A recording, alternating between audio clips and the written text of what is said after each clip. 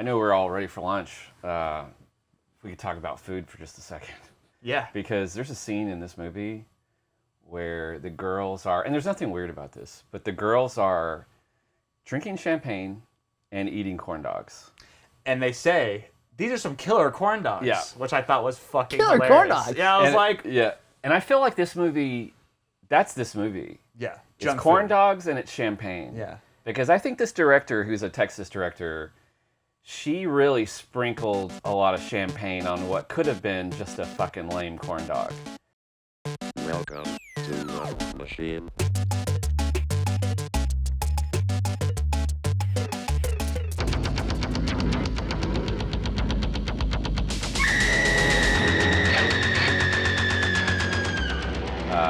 This movie really rules. Oh, hard. Yeah. In a way that when I was a kid and I first watched this movie, I hated it because I only wanted to see another slasher. Yeah. I wanted to see another just masked killer chopping up people. I wanted that vibe. And I couldn't appreciate personally what they were trying to do with this movie and the originality that they were going for. And now it feels like it's definitely the best Slumber Party Massacre. Oh, I agree. It's a genre bender. Yeah, and one of the super most fun. unique films of that time period.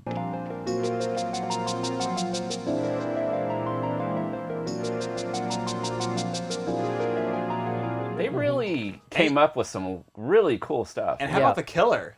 Like, what a fucking weirdo. Come on, baby! Rock and roll! Your dream! Your dream! Looks like a dream to you! And I mean that in the most sincere way. It's like a rockabilly, weird, Andrew Dice Clay. Yeah, lookalike. Yeah. Like, I mean, just bizarre. And also, something I noticed that, and maybe y'all did too, I'm sure you did, every time he appears, there's always smoke. Even if it's like a tiny little bit of like an ethereal, like dream-like thing. Yeah. I thought that was very interesting. Even like in scenes where like they're running and like, you know, it's obviously hard to like keep the smoke in there. But Does he ever not have his guitar? Not that I remember. There might be some scenes where he's just kind of dancing. He does dance. Because there's some extended dance. There's actually a great, basically, music video scene in like the, you know, the later second act or something the band like that. was like Wednesday Week. They did the 2 songs. That's the band. There's another band called Hell's Kitchen, which is from Austin, our stomping grounds, which is still around. And Don't Let Go, the name of that song, was actually the original title of the film. Maybe just used just to kind of make sure they could get into some locations and stuff like that. But there were some actors that were upset after the movie was over when they found out the real title was Slumber Party.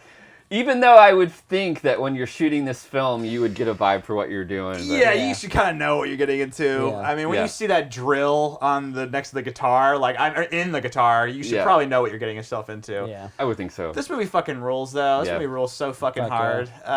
It's so rock and roll, literally. One thing I really liked about this movie, just right off the bat, is that in any other movie, most likely directed by somebody else, probably a dude, these ladies would be the groupies and not be in the band. Right. But they reverse it where the 2 dudes are actually kind of like the groupies, which I thought was very clever. Really? And when they're jamming out, they're like worshiping these girls. Yeah. And that goes into the Slumber Party Massacre vibe. Yeah. Because in the first Slumber Party Massacre, they've twisted those tropes around as well. Yeah, you know? which is wonderful. But I do have to say something about this girls' band, which doesn't have a name. They don't need They one. might be the laziest band I've ever seen, and that's no like I don't mean to. You never mind my band. They well, did your band do this? And maybe they did. I remember the rehearsal scene in the garage. Oh yeah. They get through like 3/4 of one song, and then they're like. Whew. Well, I think I'll get something to drink. Does anybody want anything? Yeah, can you get me a slice? Sure. Perrier, please. Who's thirsty? Yeah. And then they. You never met my band. They. Yeah, we barely made it to practice. Yeah. But they do a great job, though. No, they're very like Rick Rubin about it. You know, they just kind of chill on the couch, write some lyrics. You know, they could have really went somewhere. Yeah. That stuff is so. Getting into the era of like 90s like NBC teenage dramas, like, you know, the the whole like building of like friendship and camaraderie that these girls have, and then like the introduction of sex and like, you know, the naivete, but also really the fear of, you know, losing your virginity. And, you know, it goes both ways with the guys and girls, but like with girls, it's like this extra layer of, you know, if you don't have sex with them, you're a prude, but if you have sex with them, you're a slut. Yeah, it's the pressure. And that's like the general vibe, but this movie doesn't get into any of that nasty girl on girl stuff. No. It's just really just hesitancy and like, you know, normal fears and you know, it's not even a cautionary tale. It's really just like, let's watch these tropes and how they play out with this new nightmare. Matt, I've never Gone all the way. And this guy is a nightmare personified. It's just amazing casting. Going back to them rehearsing real quick in the garage there. This has always been a pet peeve of mine. This has always been something that I'll never not see, is like when people can't pretend to play instruments well, and I just like want to scream. But kudos to the drummer though, because she was training. Because you could tell. Because at the very end, and they cut to the profile, and it's like, you know exactly what I'm talking about. And they even say, and I bet this wasn't in the script, they go, "You really nailed that drum roll." And I was like, you know, they fucking like that was real probably. Yeah. Like they nailed that scene. They're like, you did it. She was training that, I think, the week before, like every day with one of the producers. And I'm not dissing, because I get it. If someone just gave you an instrument, they go, "All right, show me a G Still chord." a little They'd be rough, like, but, you know, it's tough. She it's does tough. a good job. And she's great. She's awesome. She's in Friday the 13th Part 7 That's as well. right. And there's a couple of Friday the 13th alumni in this. Yes. One of the other girls is from Part 5. The redhead, the singer, is in Part 5, and then the DP worked on a Friday as well. The redhead who has forget her name, but she has the most amazing scream when she screams for bloody murder outside. She also just sounds like I was watching it late last night, and so I was watching it on my computer of all places, and my wife had a bunch of friends over, and like it's her like running away from the party, and the guy she's with has like a leg injury. TJ, and they're kind of like getting away, and it sounds like they're having sex. Like, I'll play a clip, but it sounds like sex, where she's just like, It's like orgasmic. Is that what it sounds like? Whoa, yeah. And Kat's probably, your girl's probably just like, what the fuck is he watching? Yeah. And I'm like too cool to turn it down. I'm just like, fuck it, whatever. Fucking rock and roll. They think I'm watching porn in here. Just whatever. He's eating corn dogs, drinking champagne, having a great old time. Fully clothed. Yeah. Well, credit to all these actresses, because they're this wonderful. is actually like, I think the acting's good in this movie. Oh, absolutely. And I was gonna say too, on top of that, like this feels like up until like the killings start happening, it's very much like a hangout movie. Yeah. And I love movies like that when you get to know the characters. Especially when you like the characters. When you like them, and they're good. Right. Yeah. You like everybody. There's a lot of hangout movies back then, especially. Yeah. And this whole idea of people going to a house party, that has been done 87 times probably that year alone. Yeah. But you're right. The characters are likable. Totally. You know, and the lead is likable. Very much so. And she's a Yeah. great actress, actually. She's wonderful. Yeah, so it's easy to follow along with these gals. Yeah. Yeah, they're very magnetic. Their personalities are like kind of infectious, and they're all laughing and having jovial. And then when the guys come in, they add a layer to it that's kind of like surfer bro, like jokey. Heathcliff lay still, his passion spent. You in the mood yet? not now. Yeah. And like, you know, like I was writing down some stupid ass lines, but you know, like that prank he plays on her by the pool, Oh, on the pool. and stuff.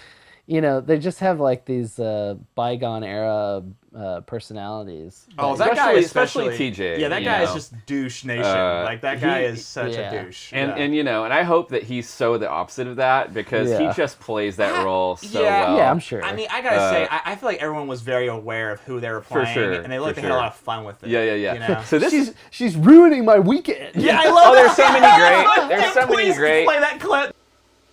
Hey, she's ruining my weekend. Yeah. And then there's another great line from one of the girls where she's like, "Anybody got any tranks?" Oh yeah, which is one of the best lines I've ever heard. Of its time. This movie has so much good food horror in it. Yeah, like there's the hand sandwich. Yeah, the chicken comes out of nowhere. The chicken that jumps out of the fridge. Yeah, like a lot of cool stuff like that. Oh yeah.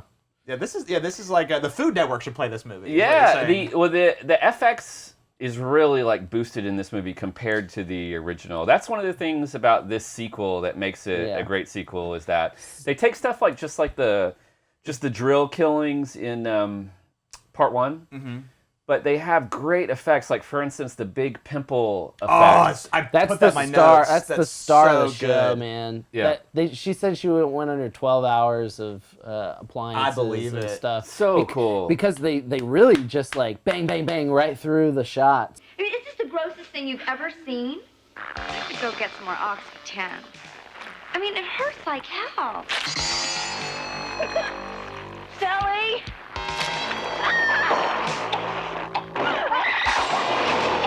Of them too, and that progression's so fast. Yeah, James Cummins, right? Yeah, the effects artist so there. Fucking fun. And not just how good the effect works, but the concept behind it. Yeah. So that's a fear just splatter that every teenager has. Yeah. Their face becoming just a big freaking pimple. You know? And there's a couple little moments that if you're paying attention, she mentions like building up to it, being like, "This is the fastest zit I've ever had." Yeah. It's growing in so fast. And Oxy is actually thanked in the credits, like at the end. So maybe there was some real stuff going on. Love it. They probably funded the movie. The other thing is that Roger Corman apparently refused to pay for catering for this film. So what was his argument? He's his like, they don't deserve food. They got corn dogs right there. Yeah, they love the corn dogs. I don't know what his argument was, but I have a feeling that it might have been, look, you keep on using so much damn food on camera, I'm not going to buy anymore. That's fucking But it came to a you point to where your food budget, and they're like, that was our props. Yeah. That's our prop budget. It came to a point to where the director had to go to Corman and be like, look, people are going to walk if you don't feed them. Yeah, of course. Like, you would think of all people, Corman would know that. You got to feed your crew, dude. Yeah. So apparently he said something along the lines of, she joked around with him and got him to kind of relent to paying for some food, but he was like, no salads, and they were like, okay, fine. Yeah, we'll make the sacrifice. Yeah. There was a lot of Corman stuff going on in here, and and everybody loves Roger, I guess, right? When we see him in interviews and stuff, but they had a code name for him, and that code name was Jennifer. And whenever they knew that he was coming to set, they would get on their walkies and be like, Jennifer's in the house. And everyone would have to kind of like mind their P's and Q's because Roger would be on a tirade apparently or something like that. So funny. Yeah. So while we're on the topic of Roger Corman and his productions and stuff, so the very next project after this movie was a movie that we've discussed on the show called The Nest.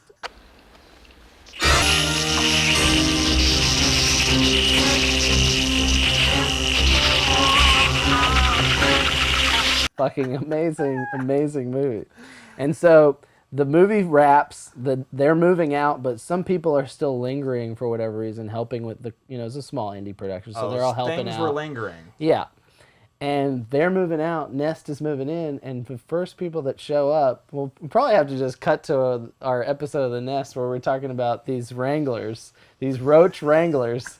They show up, which is fucking great. I never thought I'd be talking about these roach wranglers again, but they show up. They had that kid with the fucking lollipop in one hand and a handful of roaches in the other hand. So fucking gross. Anyway, they show up. And the movie hasn't started production. It's before day one. It's pre-production for them, and they've already infested the place. Like they bring boxes of roaches, and they're like, "Oh, this place is disgusting now. Like it's fucking disgusting." And then the person who talks about this story, I forget what she had to do with the production, but she's in the behind the scenes. and she talks about how she knows for a fact that what the Nest wasn't the last production. So she has that tidbit of knowledge. So there was one other movie, because she knows the people who made the movie on that set, and they were talking about how those sets had been reused so many times for Corman. Like there's like an inch of paint on all those walls. Yeah. But they know that the set was infested, but another movie still came after The Nest and shot there, and then they fucking tore it. Can you imagine like the passing and then by? Eventually it burned down. They had to, the rumor is that they torched it, but for legal reasons that'll never be. If someone left a light confirmed. on it, fucking sucked. Yeah, no, I just imagine like the last person out that door. They're just like, "Good luck." Like, have fun with that one. They basically just like shit on like any chance of any pickups. They're like, we're never going back into that set. I just imagine them like walking through the house. It's like one roach. Like, oh, this is like a problem. Oh no, that's rare. What the fuck is that doing there? What the fuck? Yeah. It went, and the film was shot like around Venice, and then they did shoot stuff at Corman's studio, and and of course, this was not a SAG film. Like they were, there were a couple times I think they were stopped by police and had to try to get out of it. A couple of car shots and things like that they were just trying to do on the run and gun, But yeah, let's talk about this killer, because I feel like this is not just the dream sequences, but just the concept of him, which kind of plays into the whole maybe teenage fantasy, of some sort. Oh, it's all fantasy. Yeah, like he is like Freddy Krueger in that he's like a manifestation of a dream, and also before you get into him, you have to kind of talk about, I guess, what this movie and spoilers, what this movie is about, and like, do you believe? Like, I think the director broke it down into, like, 2 camps. So there's, like, interpretations. Like, do you believe that she was mental the whole time? Right. And that all this stuff was the hallucinations of a mental patient? Or do you believe, she ends up in a mental institution as a result of surviving this trauma? Right. Or is she having, like, repression, like, and fantasies? but one thing the director said was all the things that she imagined were real. Like there was a real killer, right. all this stuff. But the problem with that is when you start to pick at it, it falls apart very quickly because, the guy's teleporting. He's all of a sudden on the fucking roof. Sure. He bursts into flames. They don't it's go very into supernatural. Hyper supernatural. Yeah. But you take all that. But you could have any kind of killer you want. Right. Like, you could take everything you just said, but then just have a killer with a knife and a mask. Yeah. Right. And it doesn't fucking matter, because they never pictured people like us analyzing. No, for sure. But here we are. And the thing is what makes this killer interesting is they went beyond that concept. Yeah. Because the dude has a fucking drill in his guitar. This dude is the neck of the guitar. Yeah. He's an Elvis-style rocker. This guy was from Detroit, this guy. I think he has a music studio now. He had an album. He some guy was like, I know he has an album because he gave it to me. Never acted, but it was one of those situations where they kind of knew it from the minute they saw him. Yeah, and maybe they apparently he was the first one who read. Yeah, and they brought him back 3 times, and they tried to kind of make excuses out of it, and then they were kind of like, we can't get away. This has got to be it. Yeah, and he really is electric on screen. Oh, dude, he's just like my old roommate Robert. He's just like. That line from Fear and Loathing where it's like, you can turn your back on a person, but you can't turn your back on a drug? And so, like, my roommate was that in personified, where it was like, he always had a knife. It was, like, always scary and always really, like, grab you and, like, fucking, like, get drunk and fucking, like, scare the shit out of everyone. And this guy is just like him, man. Loves that rockabilly shit. And loves It's a crazy concept. All of his lines are song lyrics or sound like song lyrics, Come on, baby. Light my fire. Yeah. He's obviously got the killer guitar, which is an amazingly awesome instrument. Something right out of like Wasp, like Wasp would totally just take that in their wildest dreams. So cool, yeah. He's got these great dance scenes in the middle of the movie, which are pretty freaking good, actually. Yeah. Choreographed and like well thought out. Yeah. And like apparently, that spin move he does in the hallway. Apparently he was rehearsing that, and the props guy gave him the guitar to rehearse with, and he instantly regretted it because he spun really fast, and he was like, that guitar's so fucking fragile. Like, if you look at it, it's like super detailed with all these little accents and stuff, and like him spinning around, you can see it in the movie. He's like really protective, like holding it like this. And this being a Corman movie, they probably had one. Yeah. You know what I mean? They probably had one. Yeah. So yeah, it looks, it's got all those spikes coming out. You could break one of those teeth off pretty easy, but it is really cool the way it works and the mechanism of it. Cool. It's really effective. And when he presents it, and like obviously when he uses it, goes through walls, through people and stuff. Is hyper like Vlad the Impaler, but the way he like has like a Wayne's World riff anytime he like comes in with a funny thing to say is so fucking cool. It is so cool. Come on, baby, light my fire. Yeah, it's like, the Stones references, the Doors references, like satisfaction. It's like ingrained in this rock and roll, and I mean Rock and Roll High School shows up on the TV, so it's like the influences are like flowing through like this movie. It's really cool. Yeah, I mean this movie fucking rules, dude. And like I think the humor in this one is like really well intact too. Like I mean the first one was too, of course, but this one I feel like they draw it out even more so. Yeah, tell me, is this a lyric? I didn't Google it, but when he says, "The way she broke my heart, it made me cry. So don't you know she had to die." I'm sure. Well, sounds more like maybe they just wrote it as a lyric-y sounding, but that's a great scene though. Oh yeah, so good. And like that kind of shit, like I was just like eating up. You just chew these fucking scenes this movie is what up. I call like junk food. I mean it in the best way. So when Courtney's in like the front passenger seat, like looking back at him like, you fucker. That's like where the power dynamic is shifting, where she's gaining confidence to deal with him.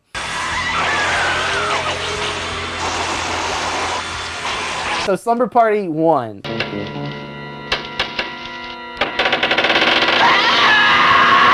Right? It comes out in this series that's directed by women, which is really fucking cool and like unheard of. Yeah. Mm-hmm. Which still to this day doesn't get enough credit. Yeah, and still like basically unheard of. This film series, Slumber Party Massacre, written, directed by women, and 3 women, right? It's like 3 different women, which is crazy.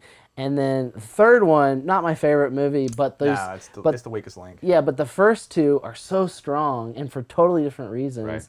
The first one's this like attack on male dominated horror that's like has the enemy with this phallic drill that in all the like I think they changed the angle of it for the poster, but like it was originally supposed to be like a dick, essentially just like coming from his pants. And the way he uses it in that, I love the actor who plays the killer in the first movie. I don't know what to think. God, that was so horrible. What happened to her? I can't stop thinking about it. Well, maybe we shouldn't talk about it. Oh, God. Maybe Diane wants to get help. If we ever get through. He's so smart, and like he was doing some like weird method shit, which is whatever.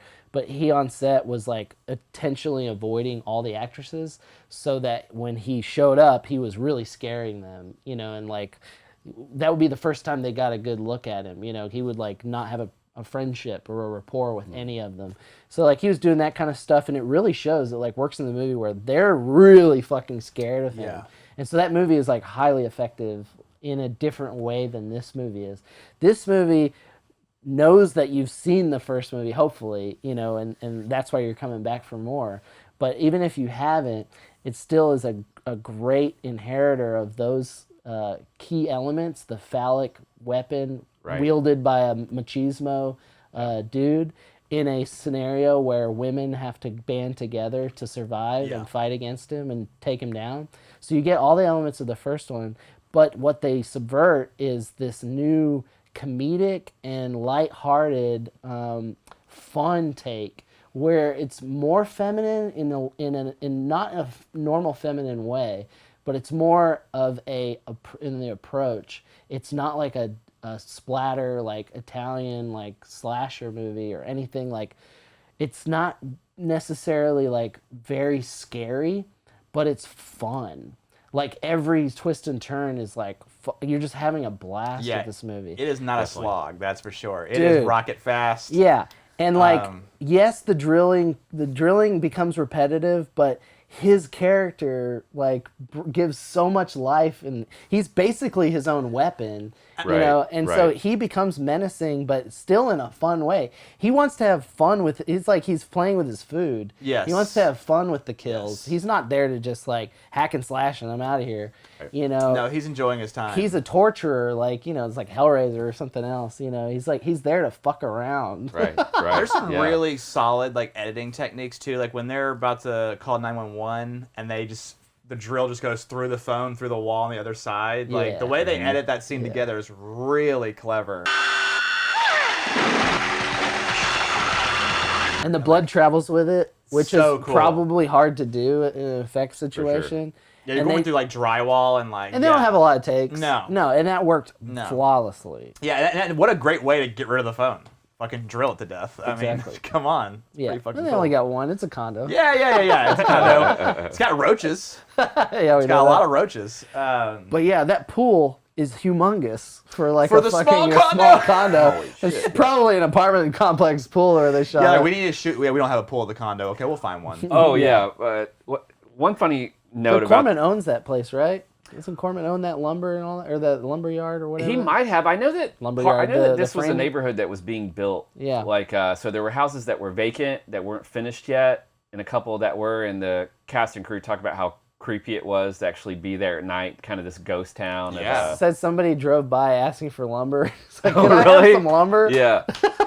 So there's this blow up doll that is in and out of this movie, and they talk about its mouth. It's really weird. Yeah. Comment about it. A couple of times the blow up doll is nude, but what I found funny is the director says that they occasionally put a bikini on it, like for instance in the swimming pool scene, to cut down on the nudity in the film, to make sure that they could get the right rating, which this movie was banned in the UK, by the way. Oh my god! But yeah, there were bathing suits put on the UK. blow-up doll on purpose to cut down on nudity, which I thought was funny. That's hilarious. Especially how fucking stupid the MPAA is. You know what I mean? It's like, what the fuck are we doing? It never has the right effect. It's always gonna fuck up everything. And right. You want to see it more. You know, it's like putting the parental advisory sticker on a CD. It's like, this is naughty. It's like, okay, well, now I want to listen to it. Yeah. I didn't want to listen to it before. Now I want to. Yeah. How could you pick on a movie like Slumber Party Massacre 2? Yeah. Like, I mean, how dare you? Yeah. It's such a fun flick. Yeah. This is something I would love to watch with a big audience, because this is such a crowd pleaser. You know everybody's having fun. I think the only person who wasn't having fun was the prop guy. He wasn't like having a bad time, but he's just like talks about it candidly. That's really fucking funny. I'm sure. I mean, I'm sure that guitar alone was just a pain in the ass. I'm sure the actor was probably having too much fun with it. He's like, hey, watch it, be careful. We only have one of those. You know, I could totally see that being said 30 times, like within that before that shoot was done. Yeah, and the writer-director was like totally like let off the chain, like it was pre-sold, so like Corman had already made the money, so he was just like, yeah, we're making this movie, and she's like, well, where's the script? And he's like, there is no script, you gotta write it. And she's just Good luck. What? But then she realized, like, oh shit, the shackles are off. Like, I can write anything I want, and even though no one's gonna say no because it's already greenlit. For sure. And then she makes a movie that works. You know, it's like, awesome. Yes. She could have just written anything and it would have just like not she could have just worked. took the paycheck and left. No, and all credit goes to her. Yeah. I mean, she's amazing. But you know, salads or no salads, like you do have to give Corman credit for allowing some of this. Absolutely. It's a time and a place. Man. Yeah, it's for like, sure. And Corman was the perfect person there at that time and place. I love how, you know, the horror tropes like take over whenever he manifests. And so like they just splinter immediately. They don't have time to make a plan. So TJ and Sheila like just escape, and that's great. They get the fuck out. And then the other three have to like figure out like a plan, and then they decide to get the keys. The keyring has this fucking like mouth fake teeth thing that's fucking awesome. Looks like dentures.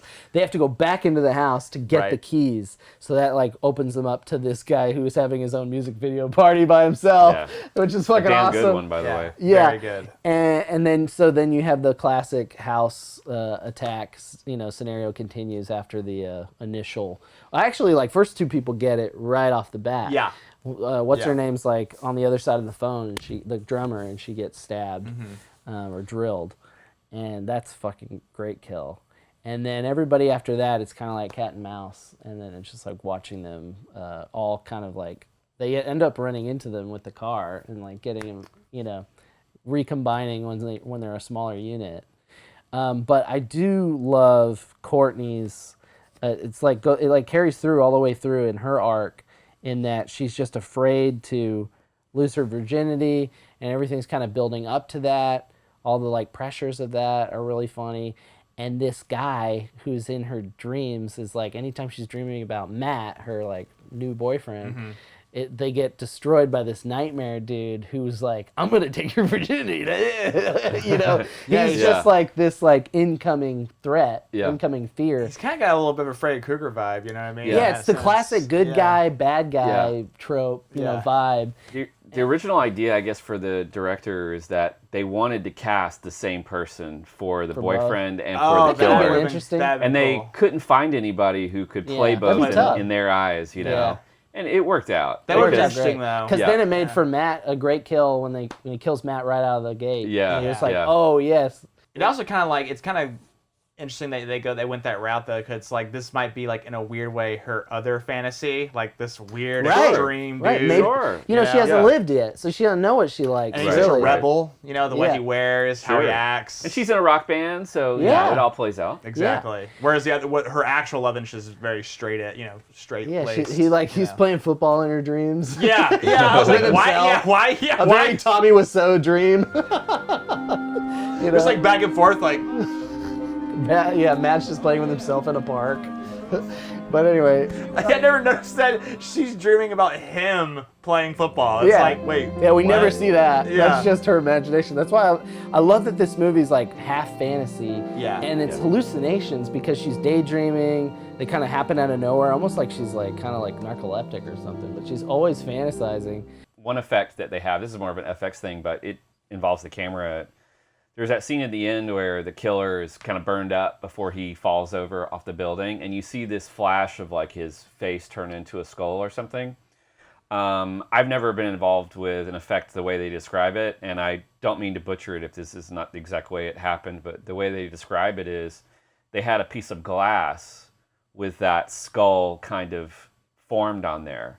And so I hope I'm not messing this up, but they get the shot and then they put the glass in front of the camera that kind of places that skull kind of superimpose over his it. Yeah. And they kind of do it kind of in or kind of out of, but in camera in a sense there. Yeah, like a matte painting. Almost. Yeah, to get that quick shot, which I thought was interesting just because in that late 80s, that's just an interesting thing to do. No, like, cool. And I would have never realized that's how they did it. Yeah, that's cool. I love this like revealing, basically BTS shot of the fire. Of the guy in the fire.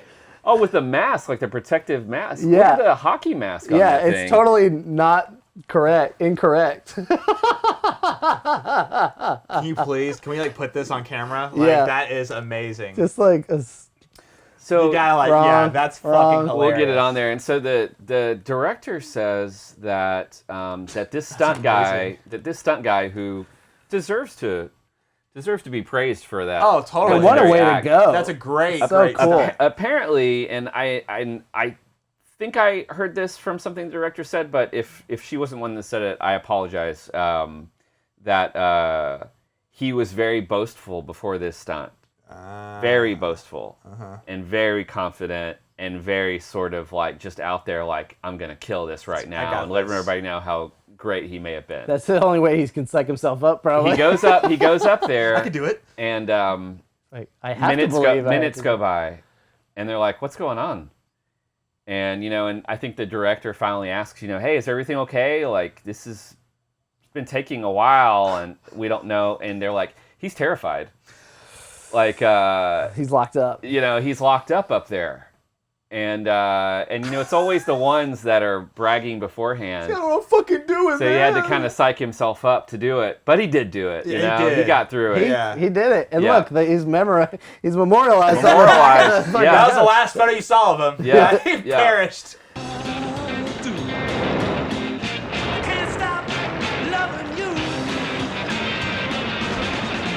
Yeah, and you might think by looking at the back of this case that maybe movie. a hockey mask killer might be doing some stuff, but Oh, I love the music in this movie. It's like the pad synths and like mixed with the shredding. There's this guy I collaborate with, Bart Graff. He like does this type of music where he like lays down all these pad synth tracks and he just shreds metal guitars over it and just like, you know, wailing ballad parts and stuff. Yeah, this is very unique. Very soundtrack. very cool of its time, but like fashionable. Everything is fashionable about this movie. The costumes, the interior design, the roaches. The lighting, man, is so cool. The lighting. You know, of course, it's got that '80s like Gloss kind of, and but stuff. Yeah. but there was one scene where he screwed through a door multiple times with his guitar drill. You know, leaving one hole here, one here, one here. Yeah. And as he did it, there was orange light coming through different one lights hole, coming through. and then a purple light, and I was like, dude, That's is so a touch. cool. Yeah. That is a touch that is so cool. Yeah. They really took the Suspiria approach and like had fun with the lighting at that stage where they're like, all right, this guy's like, he's brought the fantasy to reality, Yes. so let's continue what we've been doing. That's so these fun when motifs. you're making a movie like that, where it is kind of fantasy based, where you can go nuts with Yeah. all that stuff. Yeah, going back to Yeah. like Happy Mistakes, you know, like It's kind of embracing the cop out of an ending where you're like, it was all a dream. It's like the Wizard of Oz approach where you know that that's where you're headed. So you just lean into it and you make the guys who are going to be, when she wakes up, you put them in the dream and you play with it so that by the end of it, it doesn't feel like a cop out ending. Right. You know, because you're like, well, and we were always going towards that Yeah, direction. because usually those endings They don't suck. work for me. Yeah, because they're usually tacked on because they don't know how to end it. Well, and another credit It's to a the go-to. filmmakers and to the FX people, the ending of this film, which is a reveal of our lead actress like in an asylum. That final shot of the asylum bed and the room and the drill coming through, that's a miniature. And you know, it's such a cool shot. Super You didn't see a lot of miniatures in those Not in these particular kind of types of movies. films. It reminds me of that stage fright shot with the key. Yeah, you know, exactly. miniature, Yeah, yeah. exactly. Yeah, so it's a Like a really miniature. cool shot. A little extra effort there that really went a long way. Quick question. So do they imply that Crystal, the main character, is that Crystal or Courtney? Courtney. That Courtney is from the original? Yes, she was 12 in the original. Okay, that's Yeah, what helped I take thought. down the killer. But I wasn't like 100%. I was like, well, They maybe do it's mention it in like a sentence at the very beginning. okay. Yeah, very Okay. briefly. Okay, that Yeah, makes a lot of easy sense. to miss. Yeah. And it makes more sense how the Why movie... the drill is like a big part of her Yeah. fantasies. Yeah. Yeah, I'm surprised we didn't bring that up till just now. But yeah, she survived the events of the first movie, so she has all that trauma, you know, kind of carrying with her. But it's like now it's getting muddy because sex is top of mind for her. Right. So it's like, As always happens. yeah, coming of Always. age, sexy times. Yeah. Yeah. Leads for questionable, weird decisions. Yeah. But that ending too is so fascinating, and her as a character is kind of reminiscent of Chrissy from Hellraiser, when like no one believes her when she starts to like preach her truth. You know, she's like, dude, no, like this is like happening. There's you some know? gaslighting there going on. They're like, what this fuck is crazy? Yeah, it's crazy. and then she ends up in a mental institution just like Chrissy. You know, in the beginning of the second one. You know. Very cool. It's always the good ones, you know. It's always the good ones. Yeah, this one's a party. A+. It should be called. Oh, it is. Never mind. Part 2, yeah. I was like, it's got party in the name. It should have party in the name. Like, oh wait, it does. I'm actually a big fucking idiot. You just thought it was called. But yeah, this movie puts the party in Slumber Party Massacre. There you go. There you go. That's what I was trying to say. I was gonna say it puts the ass in Massacre.